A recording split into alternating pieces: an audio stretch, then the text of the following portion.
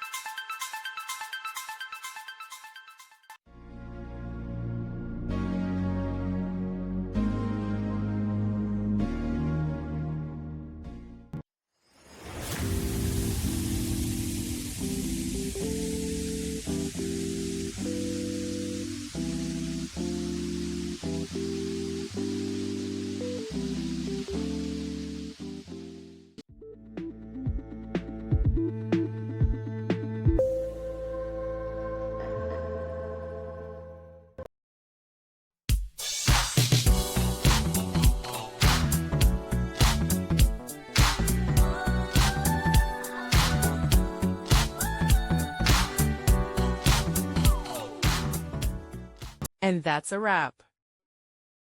I hope you found the answer you were looking for. If you did, take a second to hit that subscribe button. It really helps out. And let me know in the comments which solution worked best for you. See you next time in the Debug Zone.